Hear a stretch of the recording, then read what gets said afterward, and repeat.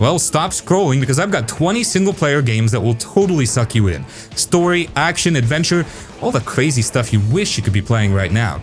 I'm sure you'll find at least one game here that grabs your attention, and maybe I can even convince you to give it a try. But if not, stick around anyway. I'll be sharing my honest opinions on some of my favorite games, ones I've actually played start to finish. Let's go!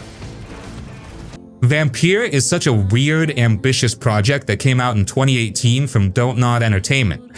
You probably know them as the people who made Life is Strange, so you already know they love their heavy choices and this action will have consequences mechanics.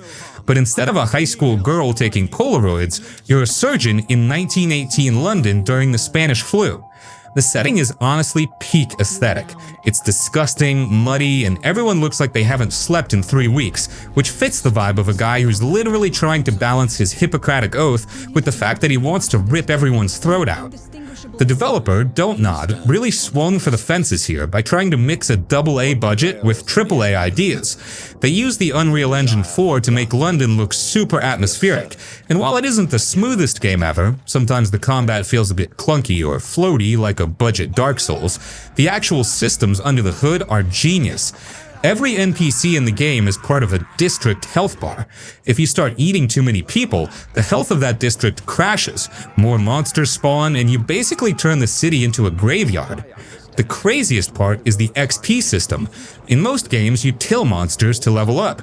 In Vampyr, you get a tiny bit of XP for fighting, but you get massive amounts of XP for embracing eating the citizens. The game is literally tempting you to be a villain just so you can unlock the cool shadow abilities. If you want to be a no-kill hero, you're going to be underleveled and miserable for 20 hours. It's a total social experiment. Plus, you have to talk to everyone to sanitize their blood by curing their headaches or fatigue, just so their blood is worth more XP later.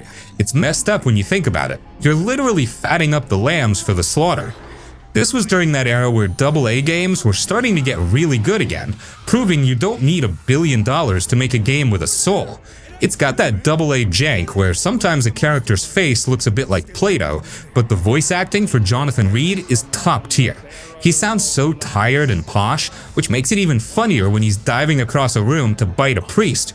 If you're bored, this is the kind of game you can just sink into because the lore is endless, and the music is all depressing cellos that make you feel like a Victorian edgelord. Nothing to eliminate us. You believe you're just fighting a disease, but it's you, the disease, Jonathan, you!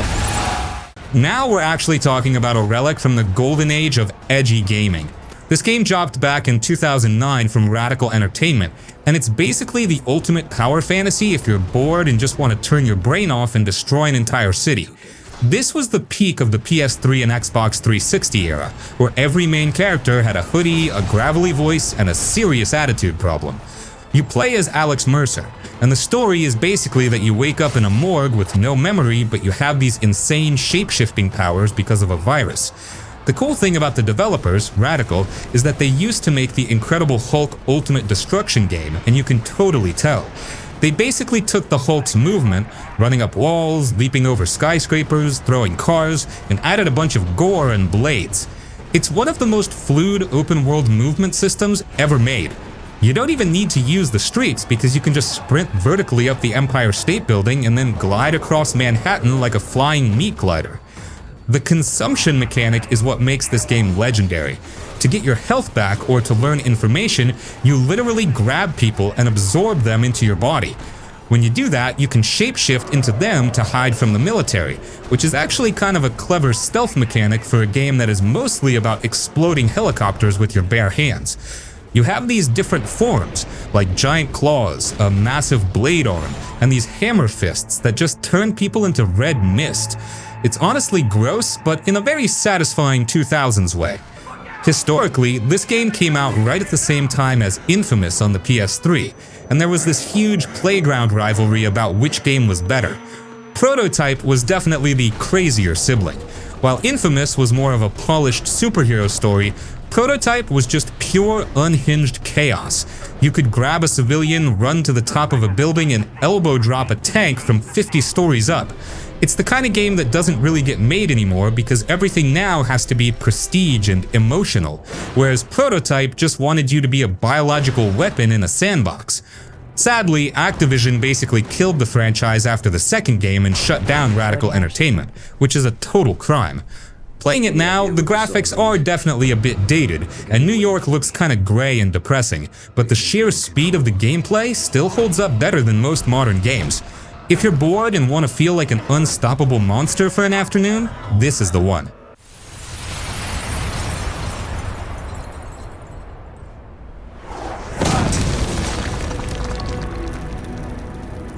Just Cause 3 came out in 2015, back when big open-world games were all about freedom and chaos. This was Avalanche Studios at their peak, the same team that already made Just Cause 2 a cult favorite. Instead of changing the formula, they doubled down on what people already loved and pushed it way further. Bigger map, better physics, better movement, more things to break. The game takes place on a Mediterranean island called Medici. It is bright, sunny, and looks peaceful, but it is under full control of a brutal dictator. You play as Rico Rodriguez, and honestly, the story is just an excuse. The real goal is simple: free the island by destroying everything tied to the regime.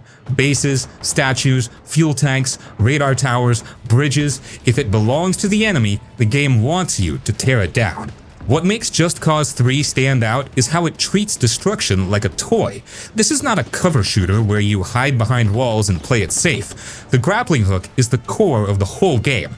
You can attach enemies to objects, cars to buildings, helicopters to the ground, or two guards together and just let physics do the work. Then there's the wingsuit, which completely changes how you move. You're not running from mission to mission. You are flying across the map, diving off mountains, gliding between bases, and chaining the grappling hook mid-air to stay moving non-stop.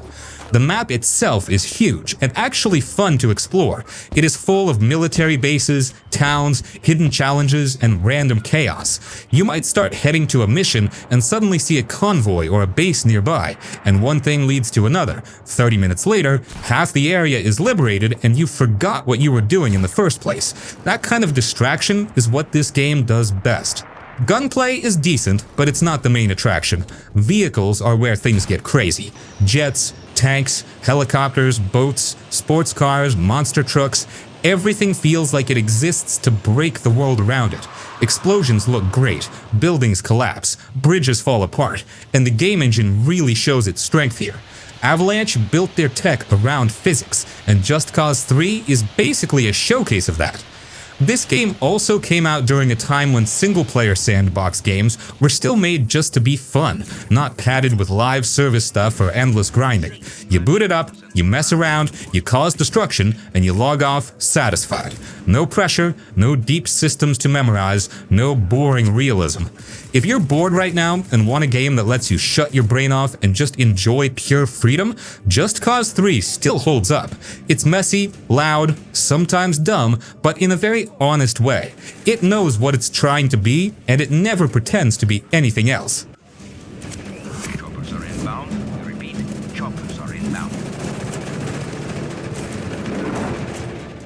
Sunset Overdrive is basically what happens when you give a bunch of developers way too much sugar and tell them to make a game that hates every single rule of modern shooters.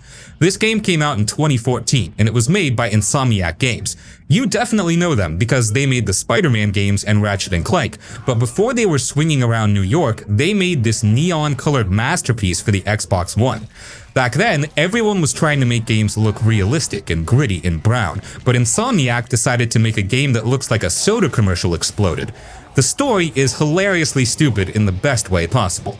Basically, a giant company called Fizzco releases a new energy drink called Overcharged Delirium XT, and it is so toxic that it turns everyone who drinks it into these gross orange mutants called the OD. You play as a guy who used to be a literal janitor, but now you are the coolest person in the city because you can grind on rails and bounce off cars like a professional skater. The main rule of this game is that you never stop moving. If you stand still on the ground for more than 2 seconds, you are basically dead meat.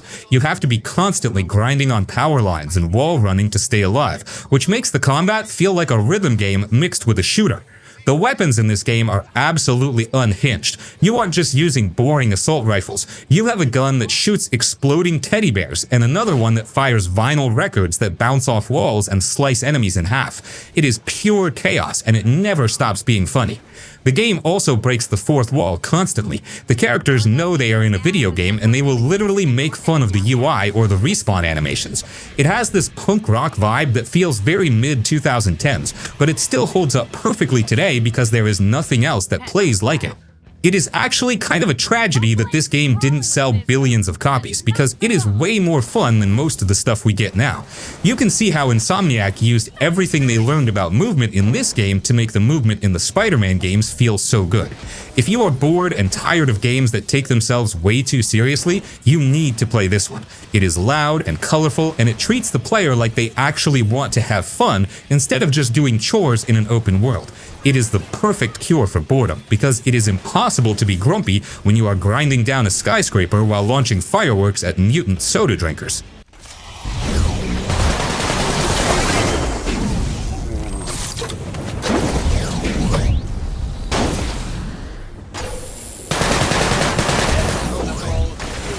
That's all of them! Time to check out that penthouse.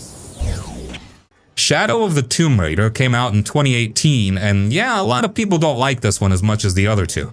You will see that opinion everywhere. But honestly, this game gets way more hate than it deserves. And a lot of that comes from people expecting non-stop action instead of what the game is actually trying to do. This is the last game in the reboot trilogy, and by this point, Laura is not learning how to survive anymore. She already knows how to fight, climb, and kill. The game shifts focus away from shooting and leans more into exploration, tombs, and old ruins. If you go in expecting Uncharted-style action every 5 minutes, you might get bored. But if you enjoy exploring, solving puzzles, and being in quiet, dangerous places, this game does that really well. The jungle setting is one of the best parts. Everything feels thick, muddy, and alive.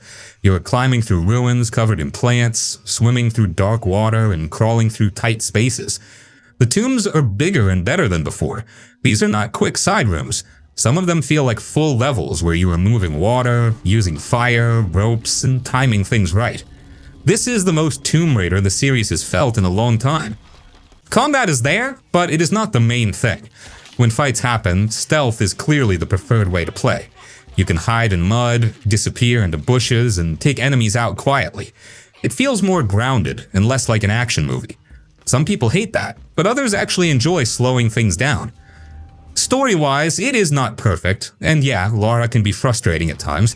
She makes dumb choices and causes problems, and the game does not always explain things well.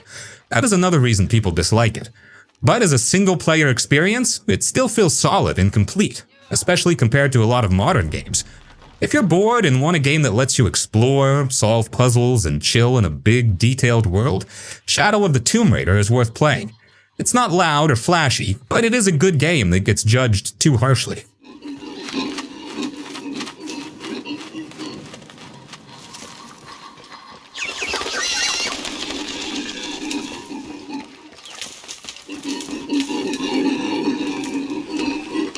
Call of Juarez Gunslinger is basically the best Western game that isn't Red Dead Redemption. Honestly, it might even be more fun than Red Dead if you just want to blast people and not spend 40 minutes riding a horse across an empty field. This game came out in 2013 and it was made by Techland. They're the same Polish developers who made Dying Light, so you already know they are the masters of making first-person games feel punchy and satisfying. The coolest thing about this game is the narrator, Silas Greaves. He's this old, crusty bounty hunter sitting in a saloon telling his life story to some random people for free drinks. Since he's an old man who has had way too much whiskey, he is a total liar. He is what people call an unreliable narrator, which means the world literally changes while you are playing based on what he says. If he tells the people in the bar that he actually escaped through a secret tunnel, a door will literally just appear in a rock wall right in front of you. If someone in the bar calls him out and says his story doesn't make sense, he will say something like, "Oh yeah, I forgot." And then the game will rewind and you have to play the section again but with different enemies. It is a genius way to tell a story, and it keeps you from ever getting bored because you never know when the map is going to shift around. The gameplay is pure arcade goodness. It is fast and loud, and everything looks like a comic book because of the cel-shaded graphics. You get points for headshots and long-distance kills, and you can level up 3 different skill trees to become a monster with revolvers or a beast with a shotgun. They also have these duel mechanics where you have to focus your aim and keep your hand near your gun to win a standoff. It feels so much cooler than the duels in other games because it actually takes a little bit of skill and timing. You also get to meet real historical outlaws like Billy the Kid and Jesse James, but Silas usually treats them like they're just another Tuesday for him. Back in 2013, this was actually a pretty small digital-only game, and it was super cheap. It was Techland's way of apologizing for the previous game in the series called The Cartel, which was a total dumpster fire that almost killed the whole franchise. Gunslinger was them going back to their roots and just making something that was meant to be fun above everything else. It doesn't have a massive open world or 100 side quests, but it is perfect because it's about 5 hours of pure adrenaline.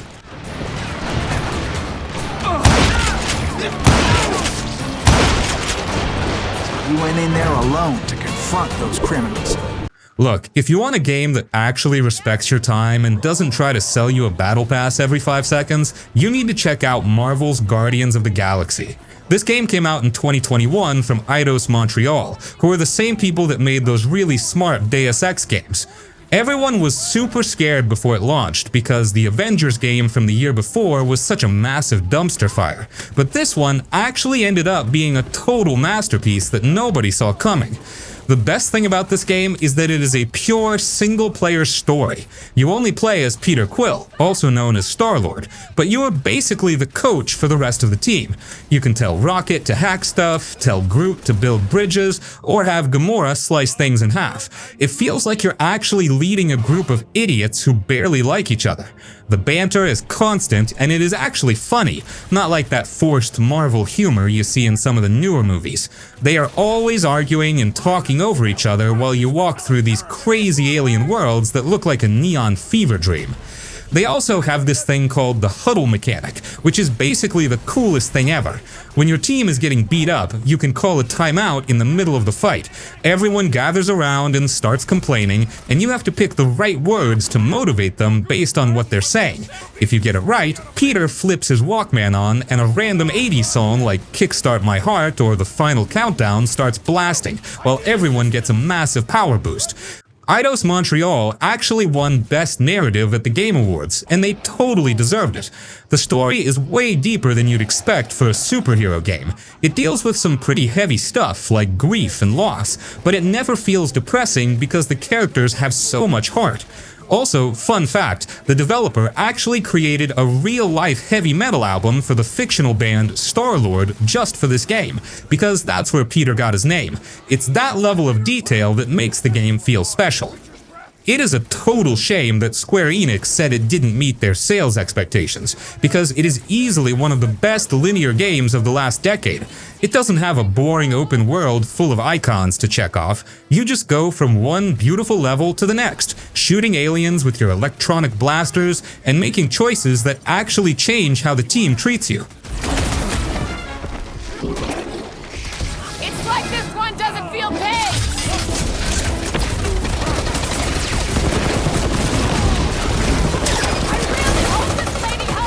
The earlier Metro games were very tight and linear, all about dark tunnels, gas masks, and slow survival. Exodus keeps that soul, but finally lets the series breathe. The devs at 4A Games moved the story out of the Metro tunnels and into wider open areas, and that change alone makes the game feel fresh without losing what made it special.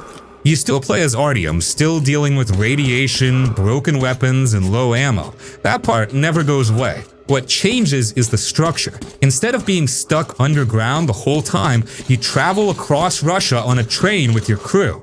Each major area is like a small open world. You explore at your own pace, loot buildings, help strangers, and stumble into danger without the game holding your hand. The gameplay feels slow and heavy in a good way. Guns jam, you clean them by hand, and ammo always feels limited. This is not a run-and-gun shooter. Every fight feels risky, and sometimes avoiding combat is the smarter move.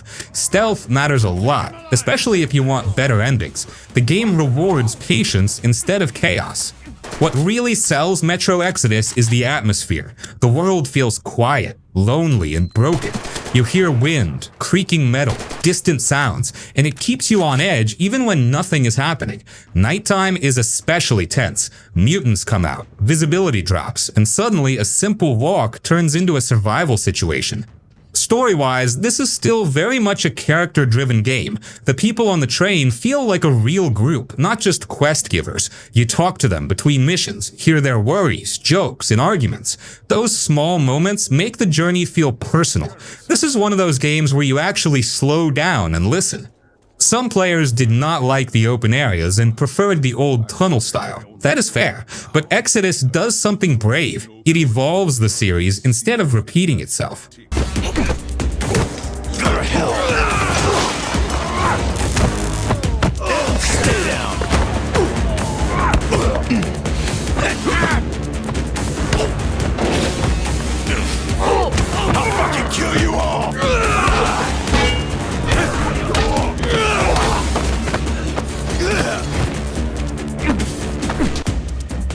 Usually when you play a Mafia game, you expect to be some guy in a fancy suit named Joey eating pasta and talking about the family, but they threw all of that out the window.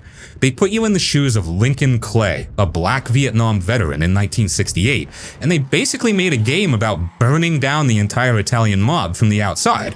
It's a revenge story that is so mean and so violent it makes the first two games look like a cartoon. The developers really put their soul into making New Bordeaux feel like a real place. It is probably the most atmospheric city I've ever seen in a sandbox game. You've got the jazz clubs, the swampy bayous, and the constant tension of the late 60s. The music is also just insane. They must have spent half the budget just getting the rights to the songs. You'll be driving a stolen muscle car while Paint It Black by the Rolling Stones is playing, and for a second you actually feel like you're in a high-budget movie. It's peak vibe gaming, even if the graphics have some weird lighting issues where the sun looks like a nuclear bomb is going off. Now, everyone complains that the game is repetitive, and yeah, it kinda is. You basically spend 30 hours doing the same three things: killing drug dealers, blowing up crates, and interrogating guys in the back of a car. But honestly, the combat is so heady and satisfying that I didn't even care. Lincoln Clay moves like a freight train. When you do a stealth kill, he doesn't just knock them out. He uses a huge combat knife to basically delete them. It feels way more real than most games where you just hide in a bush. You're not a superhero, you're a guy who was trained by the CIA to be a one-man army, and it shows in every animation. The coolest part is the underboss system. You have to manage 3 different lieutenants. Cassandra, Burke, and actually Vito Scaletta from Mafia II makes a comeback. When you take over a district, you have to decide who gets to run it. If you keep giving all the land to Vito because you like him, the other 2 will get pissed off and eventually they will literally betray you and you have to kill them. It's a great way to make your choices actually feel like they matter. Plus, the way the story is told through these fake documentary interviews from the future is genius. It makes the whole game feel like a true crime special on History Channel. Even though it had a rocky launch with a lot of bugs, the definitive edition fixed a lot of that junk. If you want a game with an actual story that has something to say, and you don't mind a bit of a grind, this is the one. It's gritty, it's loud, and it has the best ending of any open world game in that era. It's basically a middle finger to the traditional mob story, and that's why it's awesome. Batman Arkham Origins. This is the game that everyone loves to call the red-headed stepchild of the Arkham series, but honestly, those people are just wrong. Batman Arkham Origins came out in 2013, and it was a huge deal, because it was the first time Rocksteady didn't make the game. Instead, Warner Bros. Games Montreal took over, and everyone on the internet basically had a meltdown because they thought it was going to be garbage. But the truth is that the B team actually cooked something really special here that handles some things even better than the main trilogy. The story is a prequel, so you're playing as a younger, way angrier Batman who hasn't really figured out his I'm a symbol of hope vibe yet. He's just a guy in a suit who wants to punch criminals through walls. It's Christmas Eve in Gotham, and this guy Black Mask puts a $50 million bounty on Batman's head, which brings 8 of the world's deadliest assassins to town. You've got Deathstroke, Bane, Deadshot, and even Copperhead all trying to collect a paycheck by killing you. It makes the game feel like a gauntlet where you're constantly being hunted, and the boss fights are actually way better than what Rocksteady did. The Deathstroke fight is legendary because it's basically a high-speed game of Simon Says with martial arts, and if you mess up once, you're dead. Since it was a prequel, they had to replace the legendary voice actors Kevin Conroy and Mark Hamill.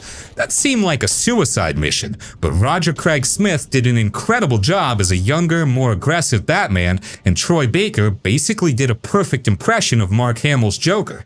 This is actually the game that explains how Batman and Joker met, and the writing is top tier. There's a scene in a hotel that is probably the best Joker moment in the entire franchise. It shows that the developers at WB Montreal actually understood these characters, instead of just copying what came before.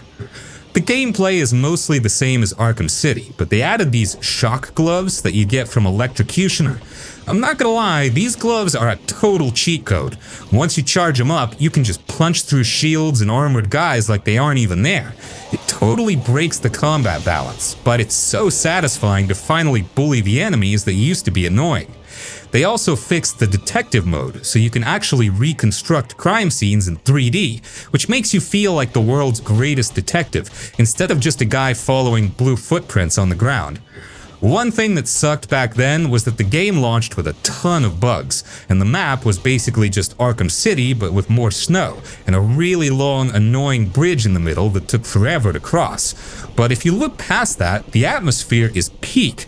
Gotham looks beautiful covered in snow and Christmas lights, and the music has this dark Carol of the Bells vibe that makes you feel like a terrifying urban legend.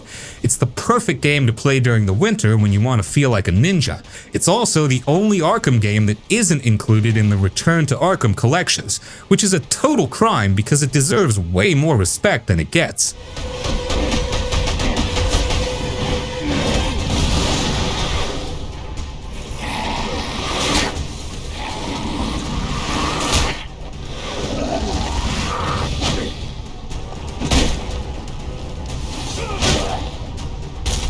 Respawn Entertainment clearly went bigger this time. More planets, bigger areas, deeper combat, and more freedom in how you play.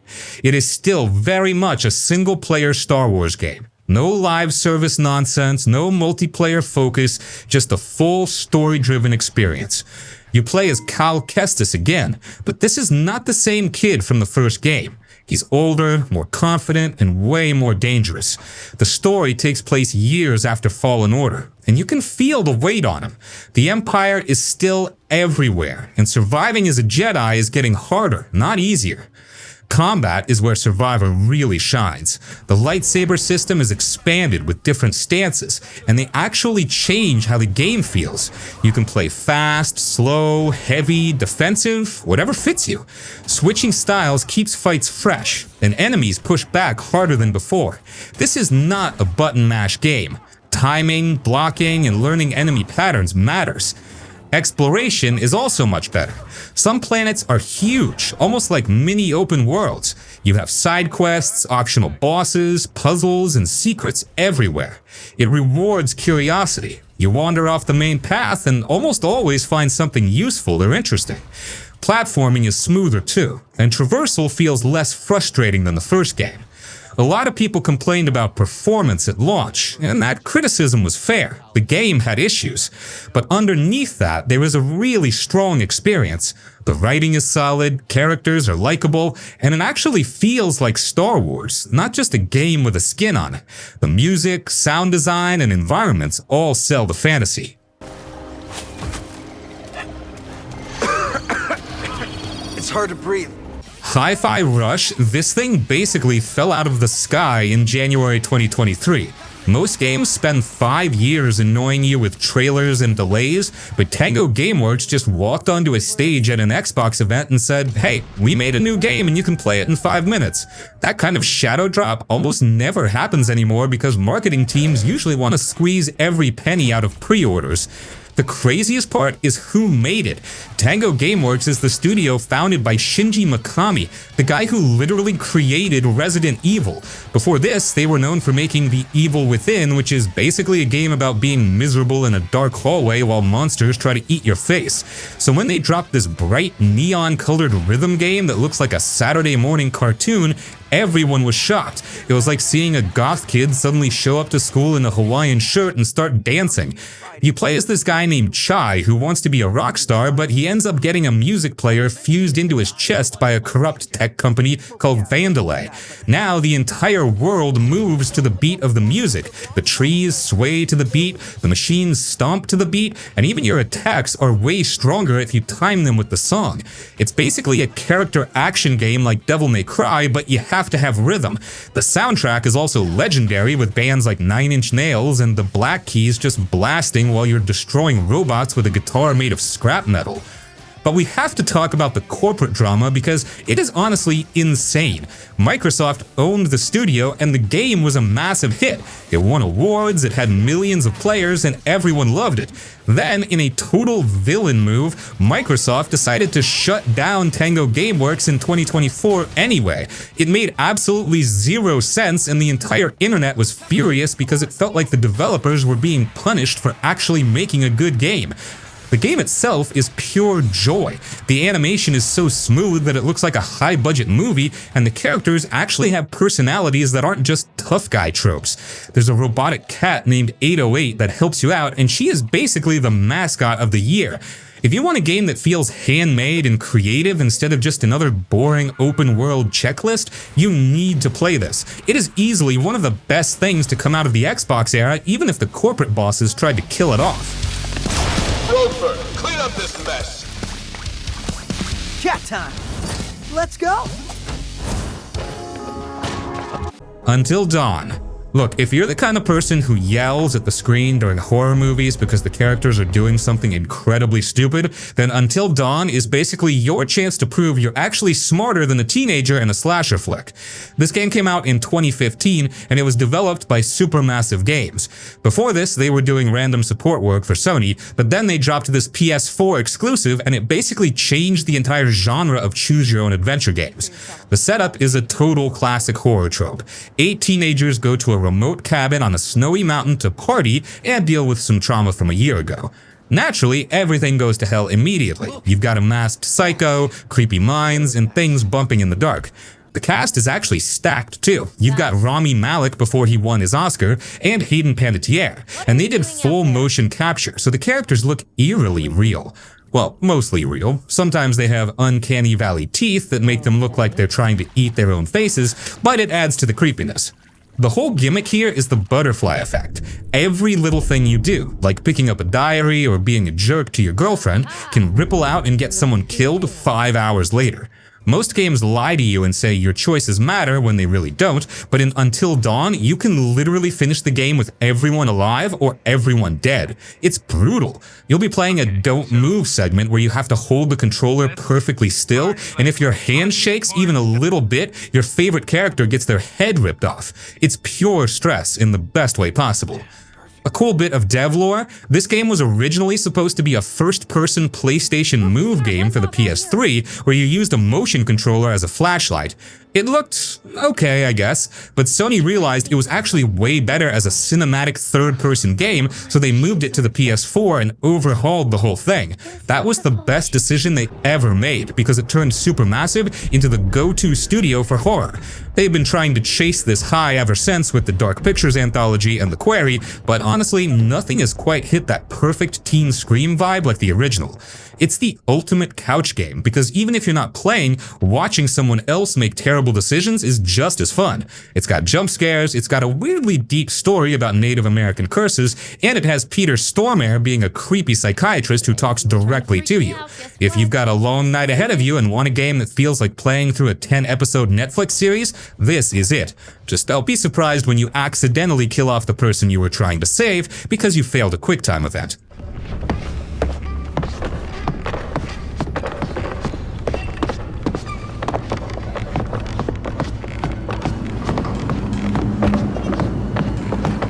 If you've ever watched a Jackie Chan movie or The Raid and thought, I could totally do that, Sifu is here to prove that you absolutely cannot. This game is a brutal reality check. It was developed by a French indie studio called Slow Clap and released in 2022. These are the same people who made Absolver, so they've basically spent their entire professional lives obsessing over how to make digital people punch each other in the most realistic way possible. The story is a classic Pac-Mei Kung Fu revenge tale. Your family is murdered by 5 martial arts masters, and you spend your whole life training to hunt them down. But here's the hook that makes the game legendary. You have a magic pendant that lets you come back to life every time you die. The catch is that every time you resurrect, you age. You might start the first level as a 20-year-old kid, but if you suck at the game, you'll be a 75-year-old man with a white beard by the time you reach the second boss. As you get older, you hit harder because you're wiser, but your health bar shrinks because, well, you're an old man. If you die after age 75, it's game over for real. The combat is some of the most satisfying stuff I've ever felt in a game, but it is steep. It's not a button masher. If you just walk into a room and start spamming square, a random guy with a lead pipe will absolutely humble you. You have to learn how to parry, how to structure your defense, and how to use the environment. You can kick a footstool at someone's shins, slam their head into a counter, or catch a bottle out of midair and throw it back. It's pure choreography. When you finally get into the zone, you feel like John Wick, but until then, you're basically a human punching bag. When the game first launched, it didn't even have difficulty settings. It was basically the developers saying, get good or get old. People complained so much that they eventually added an easier mode, but honestly, the struggle is the whole point. There's this one level called The Club that became famous because it was a total brick wall for players. People were reaching that boss at age 25 and leaving at age 70. It's a total test of patience and muscle memory. Slow Clap clearly loves cinema because the game is full of movie references. There is a whole sequence in a hallway that is a direct 2D tribute to the movie Oldboy, and it's one of the coolest things I've ever played. The art style is also gorgeous. It looks like a moving oil painting, which helps take the edge off the fact that you're getting your teeth kicked in for the 100th time. If you want a game that actually rewards you for learning its systems instead of just holding your hand, Sifu is a masterpiece. Just be prepared to feel very, very old by the time the credits roll.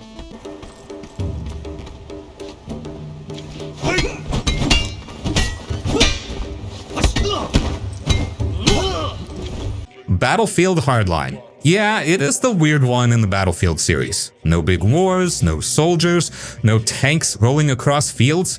This time, it was cops and criminals, made by Visceral Games, the same studio behind Dead Space. A lot of Battlefield fans hated it for that reason alone, and most people never even gave the single player a fair shot. The campaign is structured like a TV crime show, literally. Each mission is an episode, with a recap at the start and credits at the end. It sounds cheesy, but it actually works. The story is short, focused, and paced like a bingeable series. You can finish it in a few sittings, and it never overstays its welcome. It feels more like a playable crime movie than a typical military shooter. Gameplay-wise, Hardline does something different for a Battlefield game. You are not always supposed to shoot first. A lot of missions reward you for using your badge, arresting suspects, sneaking around, and using gadgets. You can zip tie enemies, knock them out, or pull off clean arrests for bonus points. That choice alone makes it feel fresh compared to most shooters where every problem is solved with bullets. When things do go loud, the shooting still feels solid. The Frostbite engine does its thing with destruction, sound, and weighty gunplay. But the levels are smaller and more controlled than traditional Battlefield maps, which works better for single player. You are moving through city streets, buildings, and interiors, not massive empty spaces. What makes Hardline hold up today is how focused it is. It is not bloated. There is no padding, no open world busy work, no grinding. It tells a story, gives you fun mechanics, and ends. That is rare now. The characters are a bit over the top, but that fits the cop show vibe. You're not meant to take it super seriously. If you're bored and want a short single-player game that feels like a fun crime show you can play through, Battlefield Hardline is actually a solid pick. Ignore the multiplayer, ignore the Battlefield name, and treat it like a standalone action story. It works way better that way. Problem, ma'am? Lid doesn't fucking fit. Well, good luck, ma'am. Fuck you! Talking about the Saboteur actually makes me kind of depressed because it was the final middle finger from a studio called Pandemic Studios. These guys were legends. They made the original Star Wars Battlefront and Mercenaries, but EA shut them down literally right before this game even hit the shelves in 2009. It's a total cult classic that deserved way more love than it got, and honestly, there hasn't been anything quite like it since. You play as Sean Devlin, who is this loud-mouthed, cigarette-smoking Irish race car driver stuck in Nazi-occupied Paris during World War II.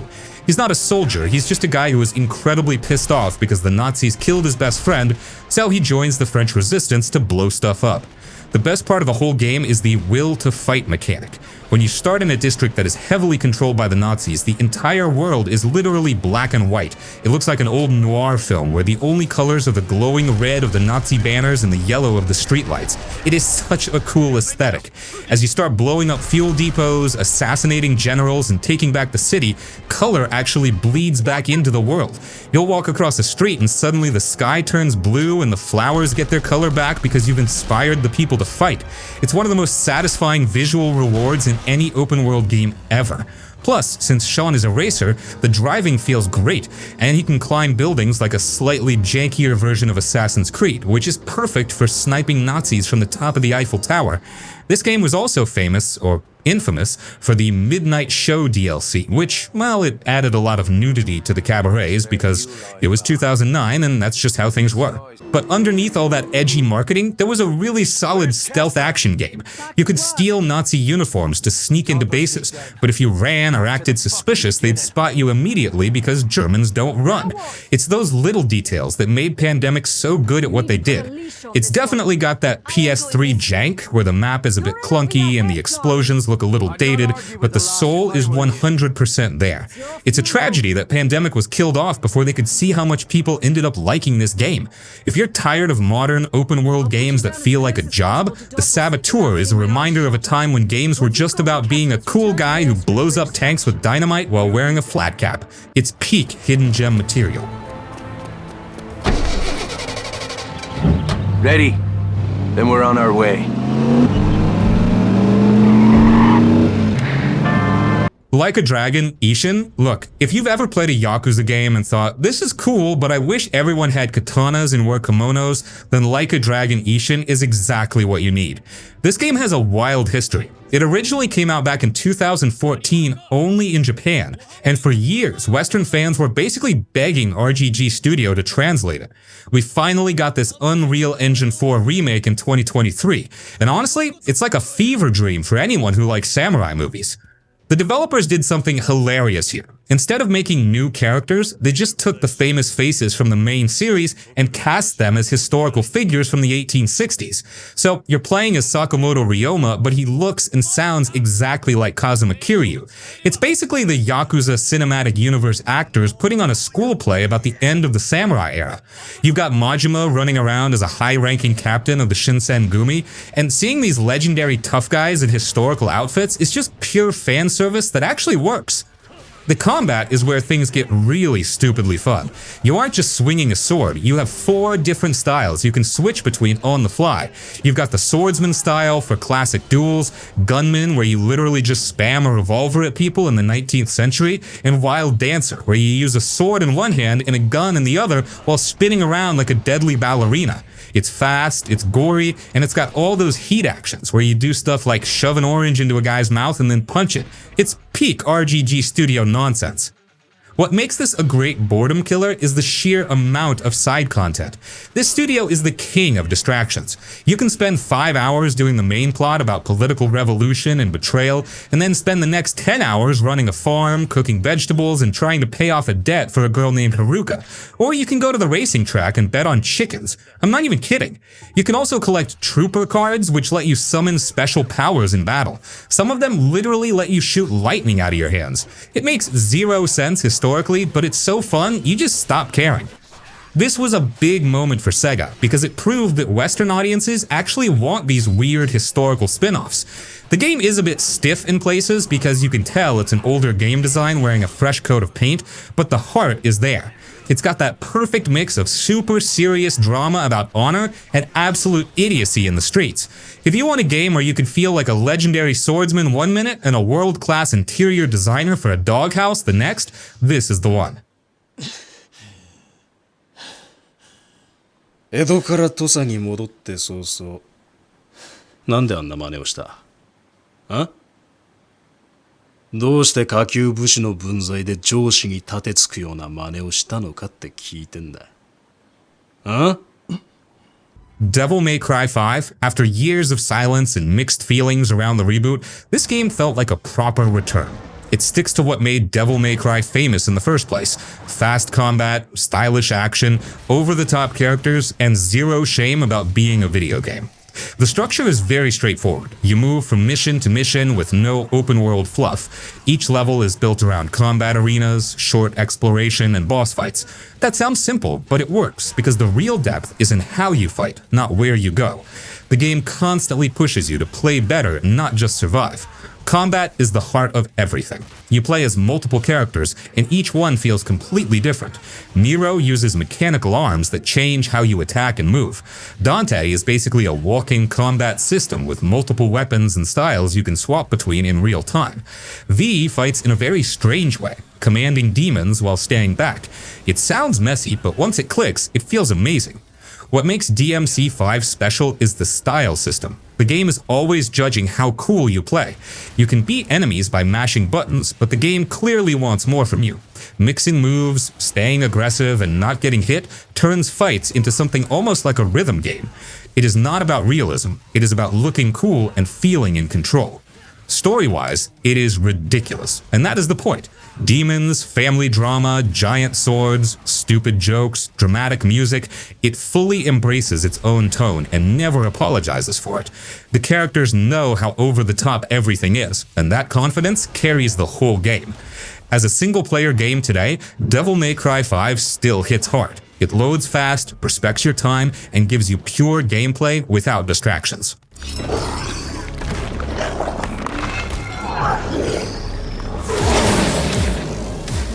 Hitman Absolution. This is the game that almost turned the entire Hitman fanbase into a literal riot. It dropped in 2012 from IO Interactive, and it was such a weird departure from the silent assassin vibe of the older games. This was during that era where every developer was obsessed with making games look like a gritty action movie. Think Manhunt mixed with Grindhouse.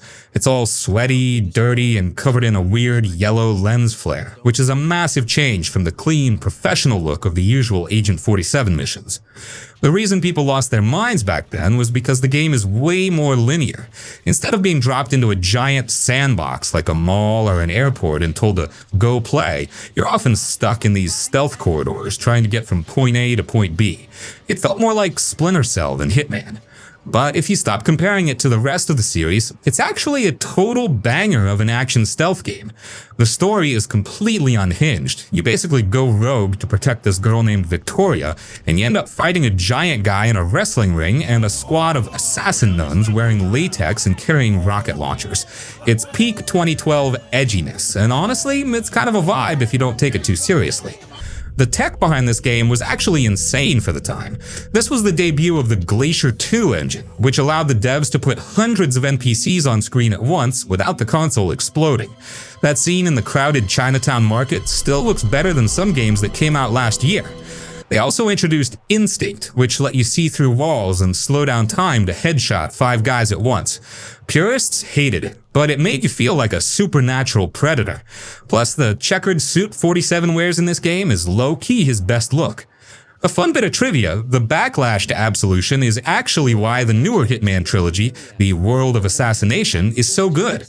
IO Interactive basically looked at all the angry forum posts and said, okay, fine, we'll give you the big sandboxes back. But Absolution has something those games don't, a weird, gritty soul. It feels like a Grindhouse movie where everything is gross and everyone is a villain. The kills are brutal, the voice acting from David Bateson is as cold as ever, and the disguise system, while totally broken because everyone in the same outfit can magically recognize you, is still fun to mess with. If you're tired of the perfect Hitman games where everything is a puzzle, Absolution is the one you play when you just want to go on a rampage through a dusty South Dakota town. It's the action movie version of Agent 47, and even if it's the black sheep of the family, it's still a hell of a lot of fun to play through.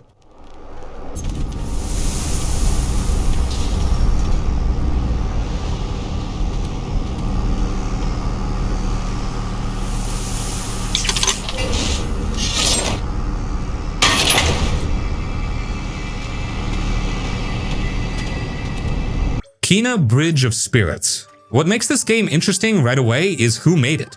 Ember Lab was not a game studio before this. They were an animation studio. They did short films and animation projects, and Kena was their first ever game. That matters, because the whole game feels like it was made by people who care a lot about visuals, timing, and small details, not just systems and numbers. At first glance, a lot of people thought Kena was a kid's game. Bright colors, cute little creatures, soft music. That first impression fooled many players. Once you actually play it, you realize this game has teeth. It expects you to pay attention. Enemies hit hard, bosses have real patterns, and you cannot just spam attacks and win. That surprise is a big part of why the game stands out. The setting is built around abandoned villages, old temples, and forests that feel quiet and lonely. You play as a spirit guide, someone who helps lost souls move on. The story is told in a very simple way. No long cutscenes every 5 minutes. You learn about people through the world, through short memories, and through what happened to the places they lived in. It feels calm, but also sad in a grounded way. Combat is where the game really earns respect. Kena uses a staff that works as both a melee weapon and a bow. You block, dodge, time your hits, and manage your abilities. Shields break, enemies rush you, and boss fights demand patience. On normal difficulty, it is already serious, and on higher difficulty, it can be punishing. This is not a cozy walking game pretending to be action. It is a real action adventure. The rot creatures are more than just visual fluff. They are part of the gameplay loop.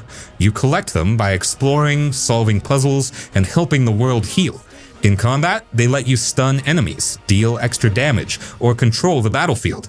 Outside of combat, they help move objects, open paths, and solve environmental puzzles. They tie exploration, combat, and progression together in a clean way. The structure of the game is also very focused. You have hub areas that slowly open up as you gain new abilities. You revisit places, find hidden areas, optional fights, and small side stories. It never feels bloated. There's no pointless loot, no endless side quests, no systems fighting each other. Everything feeds back into the main experience. Kena came out during a time when a lot of games were chasing size instead of quality. Bigger maps, longer playtime, more filler. Kena did the opposite. It's a tight, well-made, single-player game that knows exactly how long it should be and sticks to it. That confidence shows. Some people did not like the difficulty spike or expected something more relaxed, and that's where most of the complaints come from. But if you approach it as a focused single-player adventure with real combat and strong art direction, it holds up extremely well today.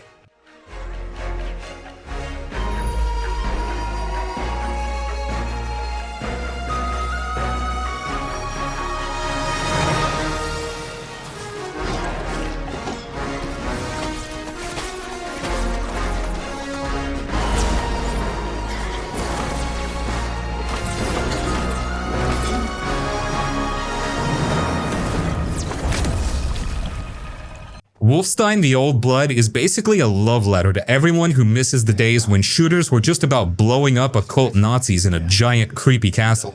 This came out in 2015 as a standalone expansion to the New Order, and honestly, Machine Games absolutely nailed the B-movie horror vibe here.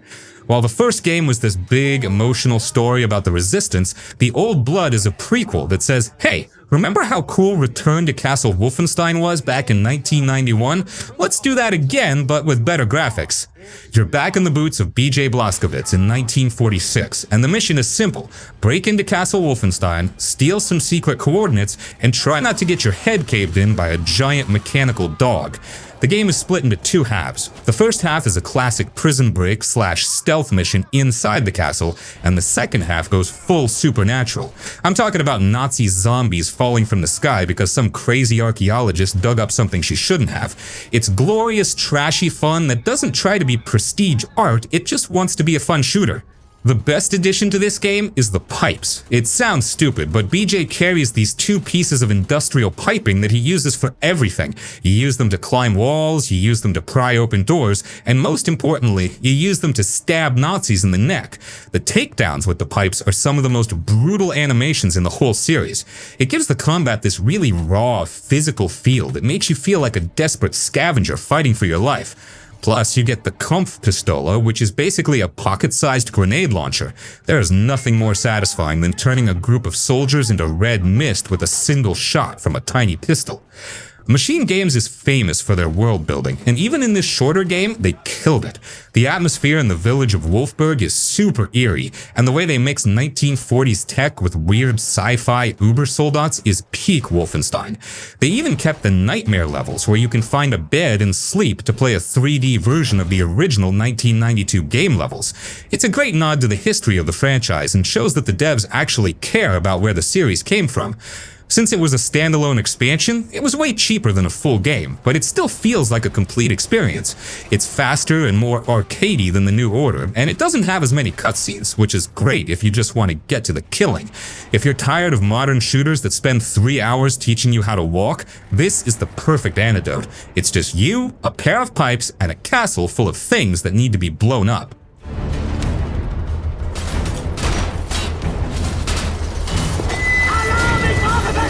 Gotta get out. Max Payne 3, if you want to talk about a game that basically gives the player a 12-hour-long anxiety attack, Max Payne 3 is the undisputed heavyweight champion. This game is legendary, not just because it's a great shooter, but because it was the moment Rockstar Games decided to go full method. They didn't just make a sequel, they dragged Max out of his snowy New York comfort zone, shaved his head, and threw him into the sweltering heat of Sao Paulo, Brazil. The development story is pure Rockstar. They supposedly spent years doing field research in Brazil, capturing the look and feel of the favelas so accurately that the local gangs in the game actually feel terrifyingly real. This was the debut of the Euphoria physics engine at its absolute peak. In most games, when you jump, you're just an animation. In Max Payne 3, Max is a physical object. If you shoot dodge into a brick wall, Max doesn't just clip through it, he slams into it. His head bounces off the concrete and he groans in pain while trying to aim his gun from the floor. It's the most heavy and tactile combat ever put in a third-person shooter. But we have to address the elephant in the room, the story style. Rockstar's Dan Houser took over writing from the original creator, Sam Lake, and he turned the noir dial all the way up to depression. Max isn't just a sad cop anymore, he's a full-blown alcoholic mess who's constantly popping painkillers like they're Tic Tacs. The game uses these crazy visual filters, split screens, glowing text, and color distortions to make you feel as drunk and disoriented as Max is. Some people hated it because it felt like a try-hard action movie, but honestly, it's one of the few games that actually makes you feel the protagonist's mental state.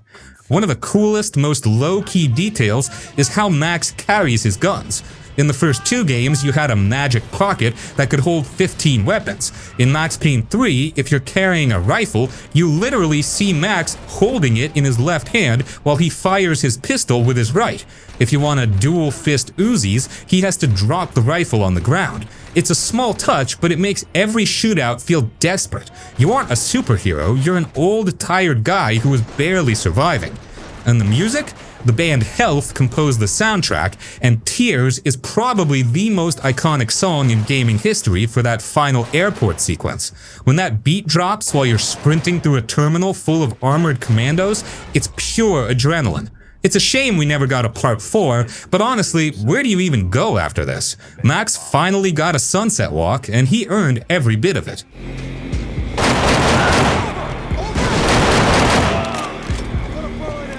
Ryse Son of Rome was the big, shiny launch title for the Xbox One back in 2013, and it was developed by Crytek. You know, the people who made Crysis and famously decided that gameplay is just something that happens in between looking at really high-resolution textures of mud. The development story of this game is actually a disaster. It was originally supposed to be a first-person game for the Xbox 360 Kinect. Imagine trying to fight off a Roman legion by waving your arms around in your living room like a crazy person. It would have been the worst game ever made. Microsoft realized this at the last second, scrambled to turn it into a third-person controller game, and rushed it out to be a launch title. It's a miracle it even works, honestly. But man, is it pretty. Even now, in late 2025, Ryse looks better than some games that were released yesterday. The faces, the armor, the way the blood splatters on the marble, it's peak CryEngine wizardry. You play as Marius Titus, a soldier who's basically the John Wick of Rome. He's pissed off, he's got a sword, and he's going to execute every barbarian in Britain until he finds the guys who killed his family. The controversy with this game was that it was basically one giant quick time event. The combat is super simple. You hit, you block, and then a giant icon appears over the enemy's head and you press X to decapitate them. It's basically a rhythm game where the reward is a slow motion execution. At launch, critics absolutely trashed it for being press X to win, but if you just want to feel like an absolute unit in a bronze chest plate for 6 hours, it's actually kind of a blast. It's also got a weirdly addictive co-op gladiator mode where the floor of the Colosseum literally changes while you're fighting. 1 minute you're in a forest, the next the floor opens up and you're in a desert. It was way ahead of its time for 2013. Crytek almost went bankrupt shortly after this, and we never got a sequel, which sucks because with a little more depth, this could have been Microsoft's answer to God of War. Instead, it's just a beautiful relic of the launch title era.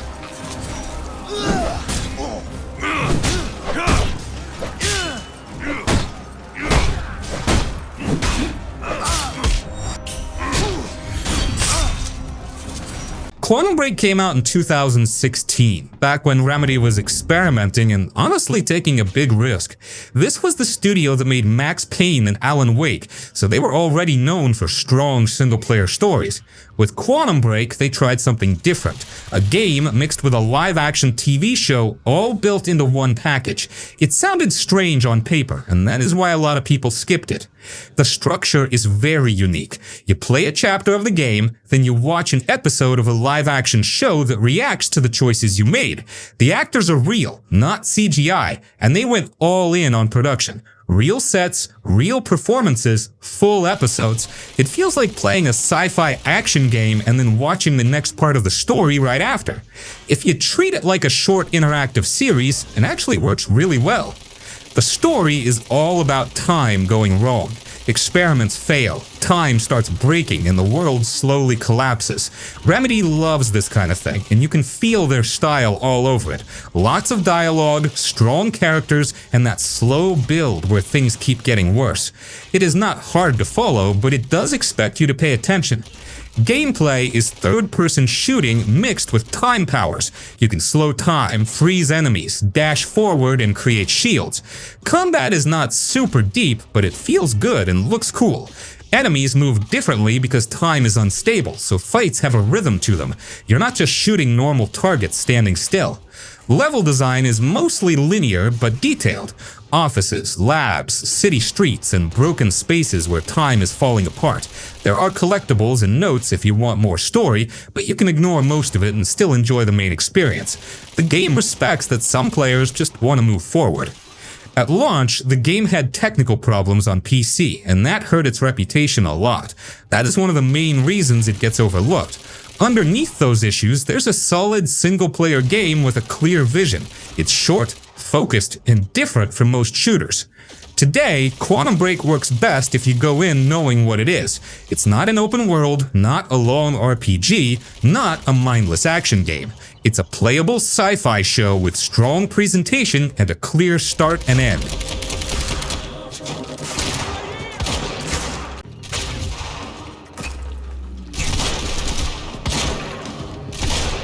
Before Your Eyes, let's pivot for a second, because Before Your Eyes is probably the most unique game on this entire list. This isn't some big budget shooter from a massive studio, it's an indie masterpiece from Goodbye World Games that came out in 2021. If you're bored of pressing the same 3 buttons to shoot things, this game is going to mess with your head, because you literally play it with your eyes. I'm not joking. The game uses your webcam to track your blinking.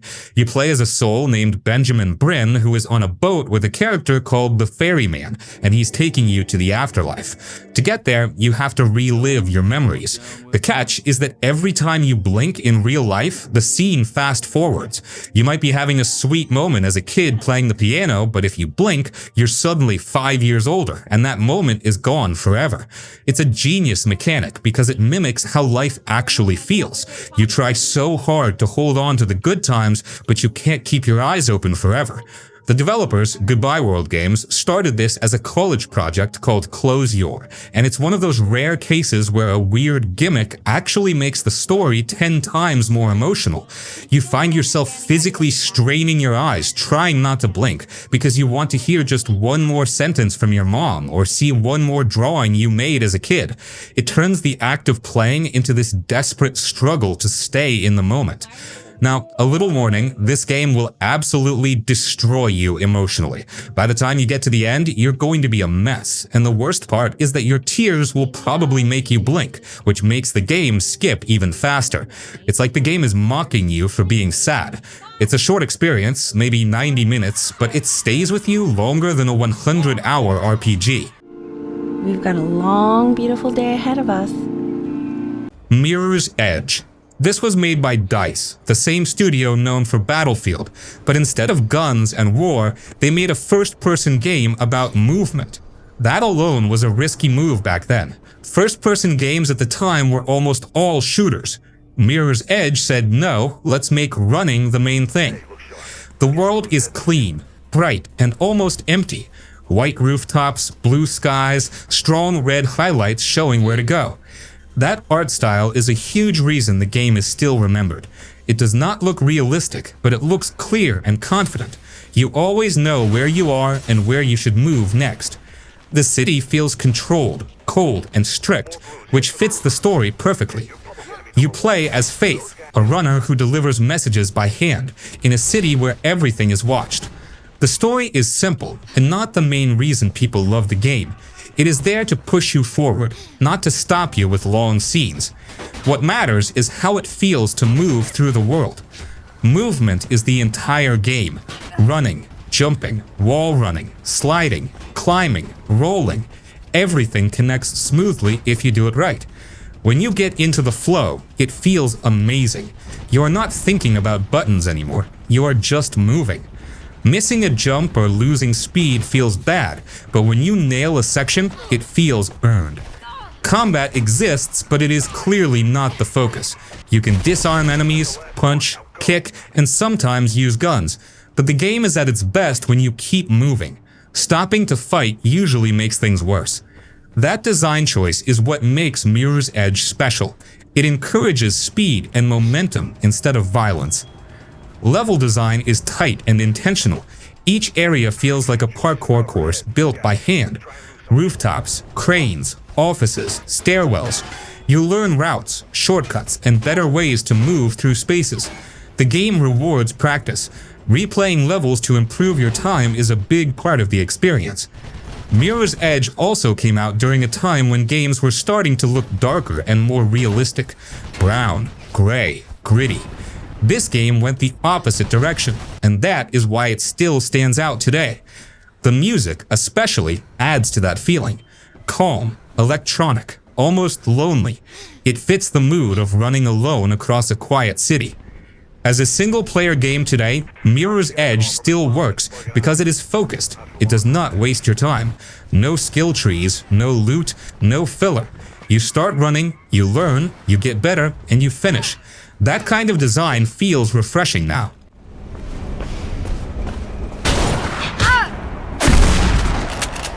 The Evil Within. If Hi-Fi Rush was Tango Gameworks wearing a Hawaiian shirt, The Evil Within is that same studio sitting in a dark basement, covered in blood and whispering to itself. This game dropped in 2014, and it was the grand return of Shinji Mikami. People were hyped out of their minds, because Mikami is basically the godfather of survival horror. He's the guy who directed the original Resident Evil and Resident Evil 4. This was his way of saying, modern horror games have become too much like action movies, so I'm going to make you suffer again. And man, do you suffer. You play as Sebastian Castellanos, a detective with the most generic sad cop energy ever, who gets pulled into a distorted nightmare world called STEM. The story is a total mess. It's like someone took a bunch of horror movie scripts, put them in a blender, and hit pulse. One minute you're in a creepy asylum, the next you're in a medieval village, and then suddenly you're in a city that's literally folding in half like Inception. It makes zero sense for the first 10 hours, but that's kind of the point. You're supposed to feel like you're losing your mind. The gameplay is classic Mikami resource management stress. You never have enough bullets. You'll find 2 matches and a single shotgun shell and have to figure out how to kill 3 invisible haunted guys. One of the coolest mechanics is that you have to burn bodies with matches to make sure they don't get back up. There is nothing more terrifying than running out of matches in a room full of corpses. It forces you to be smart, which is a nice change from games that just let you spray and pray. But we have to talk about the technical jank. When this game first launched, it had these massive black cinematic bars at the top and bottom of your TV screen that took up like 30% of your TV. It was supposed to make it look like a movie, but it really just made everyone feel claustrophobic and annoyed. Plus, the frame rate was struggling for its life on the PS3 and Xbox 360. Eventually, they patched in an option to remove the bars, but for a while, it was the most controversial design choice in horror history. Then there's the Keeper. You know, the guy with a literal safe for a head. He's basically the pyramid head of this franchise. Every time he shows up, you know you're about to have a bad time. The boss fights in this game are actually creative and disgusting, which is exactly what you want from a Mikami game. It's not a fun game in the traditional sense, it's greasy, it's frustrating, and it's genuinely hard, but it has that old-school survival horror DNA that you just don't see anymore in big AAA titles.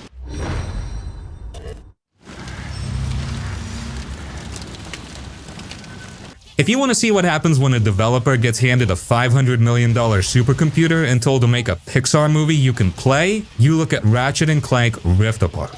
This came out in 2021 from Insomniac Games, and it was basically the only reason to own a PS5 for the first year of its life. While every other studio was still making games that had to run on your dusty old PS4, Insomniac said screw that and built this specifically to flex the power of that new SSD. The whole hook here is the dimension hopping. Because the SSD loads data so fast, you can jump through a literal purple hole in reality and instantly be on a completely different planet with 0 loading screens. Back in the day, you'd have to sit through a 30-second elevator ride or a squeeze through a tight gap animation while the game panicked in the background trying to load the next room. In Rift Apart, it happens in a blink. It's a total flex, and honestly, even 4 years later, it still feels like magic. But the real star of the show isn't even Ratchet, it's Rivet. She's the female Lombax from another dimension who actually has a personality that isn't just, I'm a hero who saves the galaxy. She's a bit cynical, she's a rebel, and she has a cool robot arm.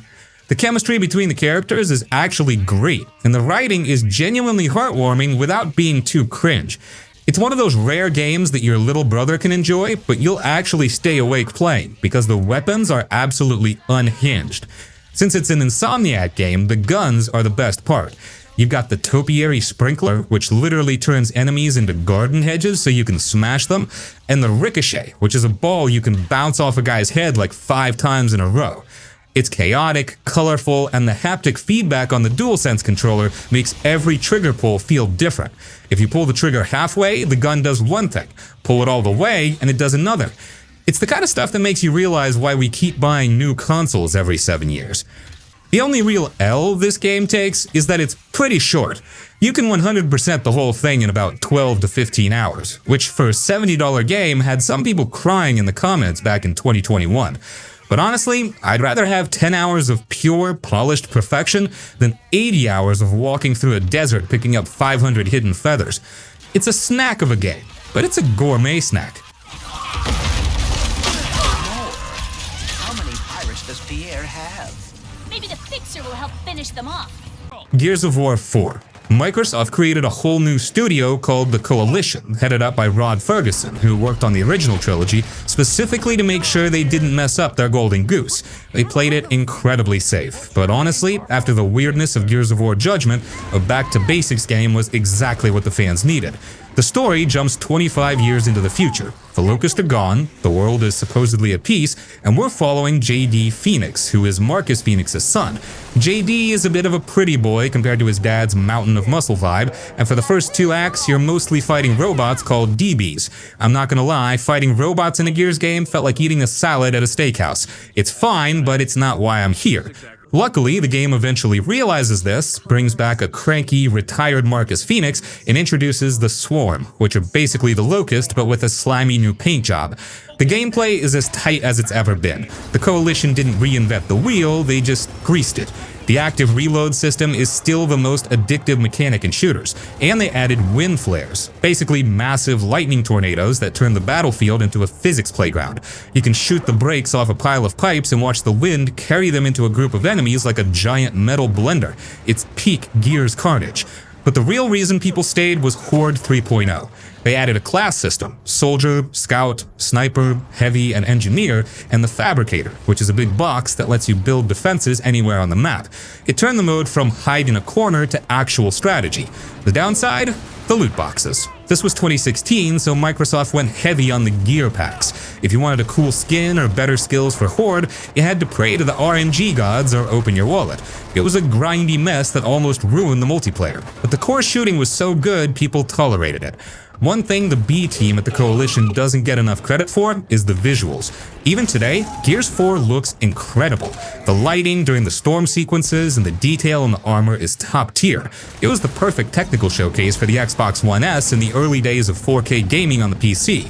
It proved that even without Cliff Bleszinski, Gears could still be a heavy hitter. It wasn't the most creative entry, but it saved the franchise from fading into obscurity.